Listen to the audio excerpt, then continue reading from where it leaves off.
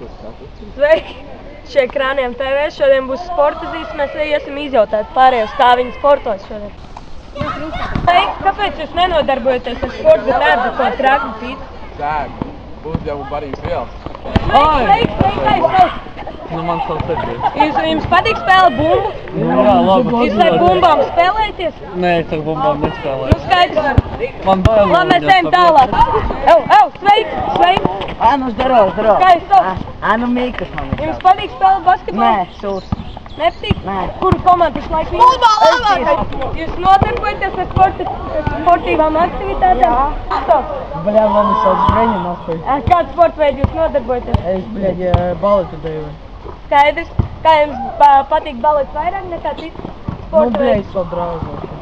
Nu, skaidrs, tas ir sportists. Ar kādām sporta aktivitātēm jūs nodarbojaties? Jā, trenēju. Ar roku?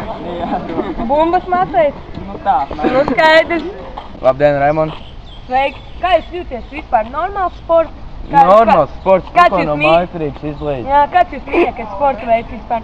Sports veids, nu ir tāds lieta kā ķepā raušana. Es dzirdēju. Jā, ir arī Labo roku var gadījies. uzskatīt, ka buļa. Ir gadījies. Kas jums labāk patīk, basketbols vai futbols? Meitenes. Skaidrs.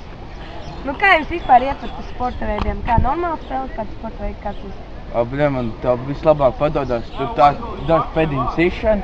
Un Nē. tur vēl, nu, bļa, joga un mākslas lingošana. Es liekas, jūs labi spēlējat basketbolu vispār. Nu, es domāju. Nu jā, sapratāt mani, jā.